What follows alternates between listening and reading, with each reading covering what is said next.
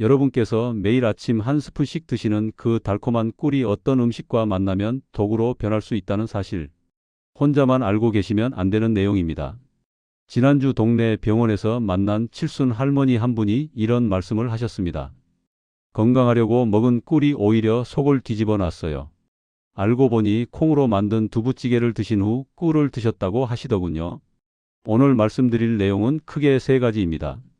첫째는 꿀과 절대 함께 먹으면 안 되는 음식들, 둘째는 꿀과 만나면 보약이 되는 황금 조합들, 마지막으로 꿀을 제대로 선택하고 보관하는 방법까지 속 시원하게 알려드리겠습니다. 우선 결론부터 말씀드리면 콩으로 만든 음식, 떫은 감, 그리고 양파는 꿀과 상극입니다. 반대로 마늘과 생강, 배와 우유는 꿀과 환상의 궁합을 자랑합니다. 그럼 지금부터 왜 그런지 하나하나 풀어서 설명해 드리겠습니다.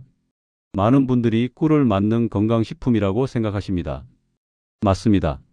꿀은 수천 년 전부터 약으로 쓰였고 상처를 치료하는 데도 사용됐습니다. 고대 이집트에서는 미라를 보존할 때도 꿀을 사용했다고 하니 그 보존력과 항균 효과가 얼마나 대단한지 짐작이 가실 겁니다. 그런데 이렇게 좋은 꿀도 잘못 먹으면 문제가 생깁니다. 첫 번째로 조심해야 할 음식은 바로 콩으로 만든 모든 음식입니다. 두부, 두유, 콩나물, 청국장까지 포함됩니다. 왜 그럴까요? 콩에는 단백질이 아주 풍부하게 들어 있습니다. 우리 몸을 구성하는 가장 중요한 영양소죠. 그런데 꿀 속에는 유기산이라는 성분이 많이 들어 있습니다. 이 유기산과 단백질이 만나면 마치 우유에 식초를 넣은 것처럼 엉겨 붙어 버립니다. 실제로 실험을 해보면 두유 한 컵에 꿀 한 스푼을 넣었을 때 서서히 침전물이 생기는 걸 육안으로 확인할 수 있습니다. 이 침전물은 우리 몸에서 소화되지 않고 그대로 배출됩니다. 건강을 위해 비싼 돈 주고 산 꿀과 두부가 아무런 영향도 주지 못한 채 화장실로 직행하는 셈입니다. 더 큰 문제는 따로 있습니다. 콩은 차가운 성질을 가진 식품이고 꿀은 따뜻한 성질을 가진 식품입니다. 한의학에서는 이런 상반된 성질의 음식을 함께 먹으면 몸속에서 충돌이 일어난다고 봅니다. 실제로 환자분들 중에 두부찌개 먹고 후식으로 꿀차 드신 분들이 갑자기 배가 아프다고 호소하는 경우가 종종 있습니다. 그렇다면 아침에 두부를 드셨다면 꿀은 언제쯤 먹어야 할까요? 최소한 2~3시간 정도는 간격을 두시는 게 좋습니다. 소화가 어느 정도 이루어진 후에 꿀을 드시면 문제가 없습니다. 두 번째로 조심해야 할 음식은 감입니다. 특히 떫은 맛이 강한 감을 주의하셔야 합니다. 가을이 되면 시장에 홍시며 단감이며 온갖 감들이 쏟아집니다. 달콤하고 맛있죠. 그런데 감을 먹고 바로 꿀물을 마시면 속이 불편해질 수 있습니다. 감에는 탄닌이라는 성분이 들어 있습니다. 바로 이 탄닌 때문에 감을 먹을 때 입안이 텁텁하고 떫은 맛을 느끼시는 겁니다. 탄닌 자체는 나쁜 성분이 아닙니다. 오히려 우리 몸의 노화를 막아주고 활성산소를 제거하는 좋은 역할을 합니다. 문제는 이 탄닌이 꿀 속의 철분과 만났을 때 발생합니다. 탄닌과 철분이 결합하면 탄닌산철이라는 물질이 만들어지는데 이게 우리 몸에서 철분 흡수를 방해합니다. 철분은 우리 몸에서 산소를 운반하는 중요한 역할을 하는데 이 흡수가 막히면 빈혈이 생길 수 있습니다. 특히 여성분들이나 성장기 어린이들은 철분 결핍에 더 취약하십니다.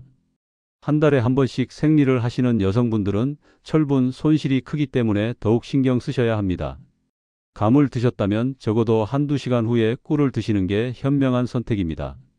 재미있는 건 홍차도 마찬가지라는 겁니다. 홍차에도 탄닌이 많이 들어 있어서 꿀을 타서 마시면 철분 흡수가 떨어집니다. 영국 사람들이 홍차에 꿀 대신 설탕을 넣는 이유가 혹시 이것 때문은 아닐까 하는 생각도 해봅니다. 세 번째 주의할 음식은 양파입니다.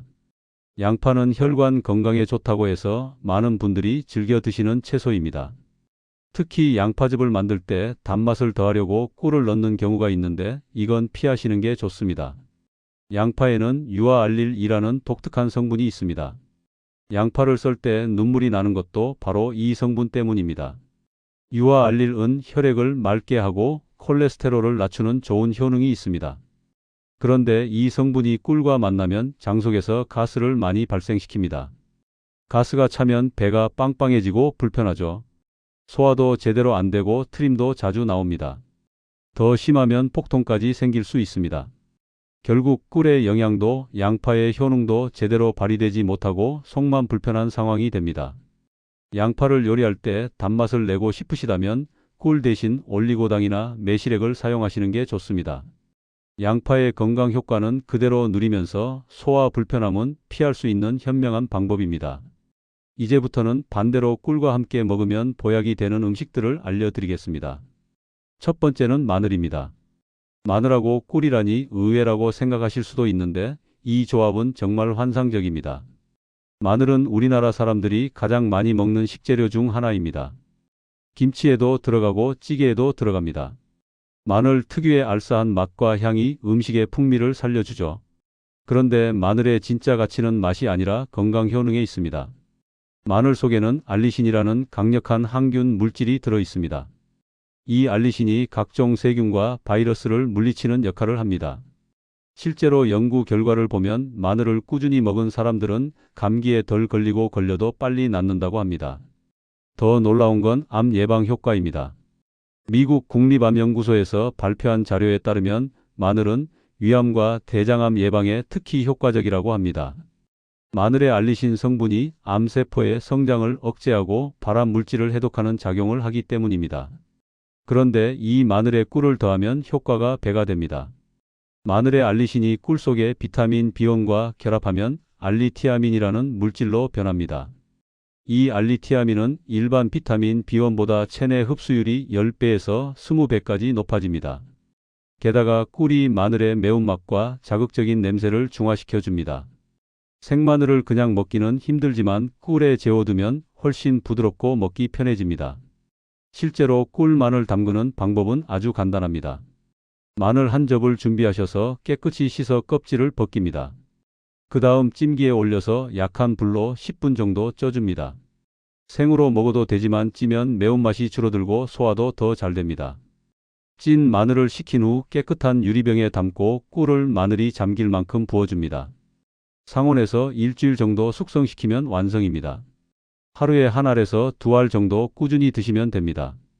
특히 환절기에 감기 기운이 있을 때나 몸이 으슬으슬 추울 때 드시면 효과가 좋습니다. 잠자기 전에 한 알 드시고 주무시면 다음날 아침 몸이 한결 가볍고 개운합니다. 두 번째 좋은 궁합은 생강입니다. 생강은 몸을 따뜻하게 하는 대표적인 식품입니다. 추운 겨울날 생강차 한 잔 마시면 온몸이 따뜻해지는 느낌 다들 아실 겁니다.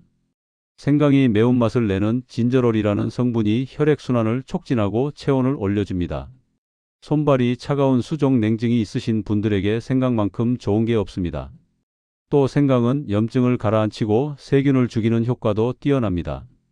환절기만 되면 목이 칼칼하고 기침이 나는 분들 많으시죠? 생강이 바로 그런 기관지 증상의 특효입니다. 생강의 항염 성분이 목의 염증을 줄여주고 가래를 삭혀줍니다. 여기에 꿀을 더하면 금상첨화입니다. 생강이 쓴맛과 매운맛을 꿀이 중화시켜주면서 두 가지 식품의 항균 효과가 합쳐집니다. 실제로 연구 결과를 보면 생강과 꿀을 함께 섭취한 그룹이 감기 회복 속도가 훨씬 빨랐다고 합니다. 생강꿀차 만드는 방법도 간단합니다.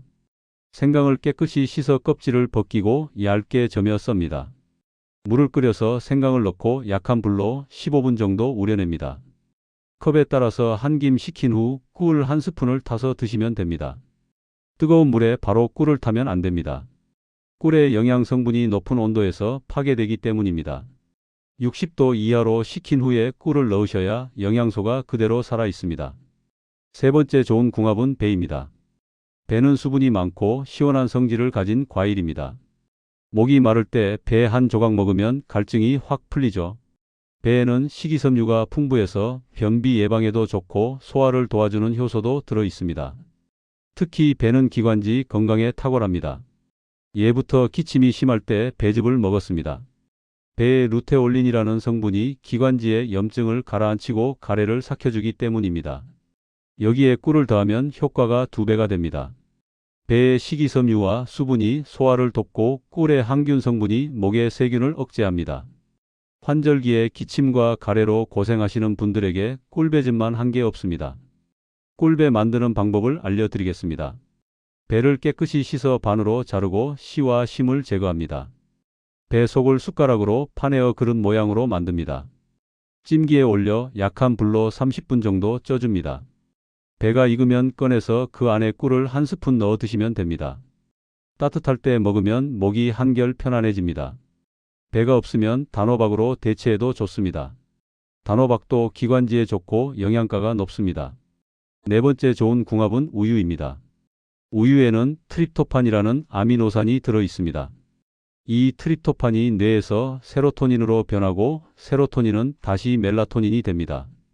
멜라토닌은 수면을 유도하는 호르몬입니다. 그래서 잠들기 전에 따뜻한 우유 한 잔을 마시면 숙면에 도움이 됩니다. 우유의 칼슘 성분도 근육을 이완시켜 긴장을 풀어줍니다. 하루 종일 긴장하고 스트레스 받은 몸을 편안하게 해주는 거죠. 여기에 꿀을 한 스푼 타면 효과가 극대화됩니다. 꿀의 천연 당분이 트립토판의 흡수를 도와주기 때문입니다.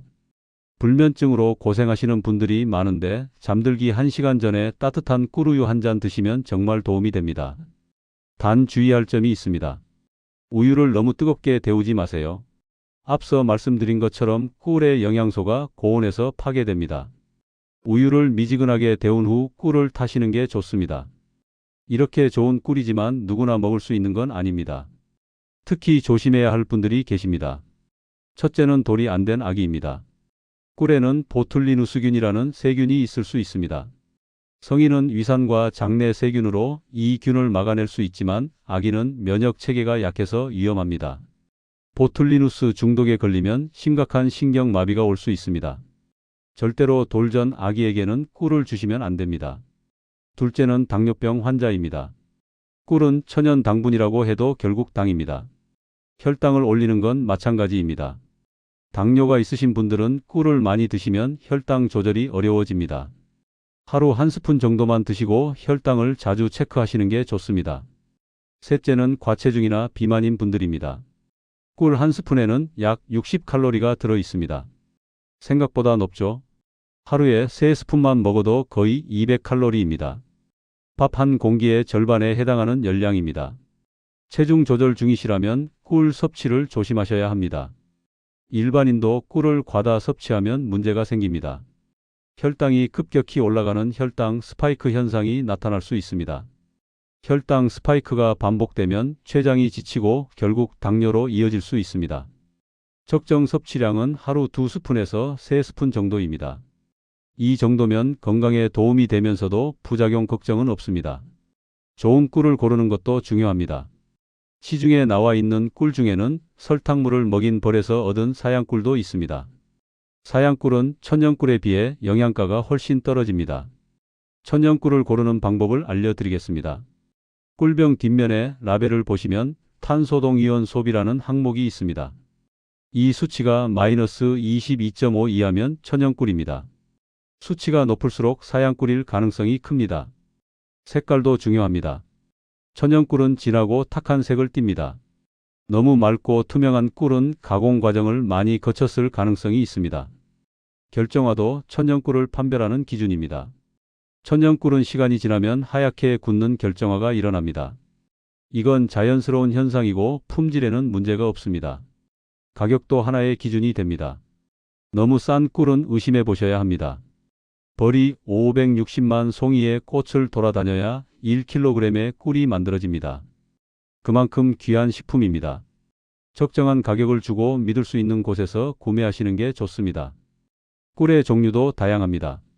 야생화 꿀인 자파꿀은 여러 꽃에서 채취한 꿀로 영양이 골고루 들어 있습니다. 아카시아 꿀은 철분과 칼륨이 풍부해서 혈관 건강에 좋습니다. 밤꿀은 색이 진하고 쓴맛이 나지만 항산화 효과가 가장 뛰어나 암 예방에 좋습니다. 본인의 건강 상태와 필요에 따라 꿀을 선택하시면 됩니다. 혈관 건강이 걱정이시면 아카시아 꿀을, 암 예방이 목적이시면 밤꿀을 선택하시는 시기입니다. 오늘 말씀드린 내용을 정리하면 이렇습니다. 꿀은 분명 좋은 식품이지만 콩으로 만든 음식, 감, 양파와는 함께 먹지 마시고 마늘, 생강, 빼, 우유와는 함께 드시면 건강 효과가 배가 됩니다. 돌전 아기와 당뇨 환자는 섭취를 조심하시고 일반인도 하루 2-3스푼 정도가 적당합니다. 천연꿀을 고르실 때는 탄소동이온 소비를 확인하시고 적정한 가격을 주고 구매하십시오. 아침에 일어나서 공복에 꿀물 한 잔 드시면 장 건강에 좋고, 밤에 자기 전 따뜻한 꿀우유 한 잔은 숙면에 도움이 됩니다. 꿀, 마늘은 냉장고에 항상 준비해 두시면 감기 기운이 있을 때 바로 드실 수 있어 편리합니다.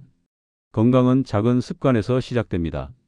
매일 조금씩 꾸준히 실천하는 게 중요합니다. 오늘 알려드린 내용 하나라도 실천하시면 분명 몸이 달라지는 걸 느끼실 겁니다.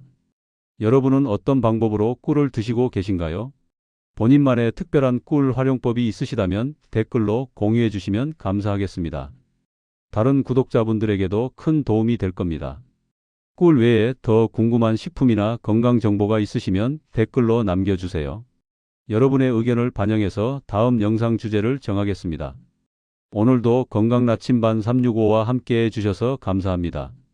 구독과 좋아요는 더 좋은 콘텐츠를 만드는 큰 힘이 됩니다. 주변에 건강이 필요하신 분들께도 이 영상을 공유해 주시면 감사하겠습니다.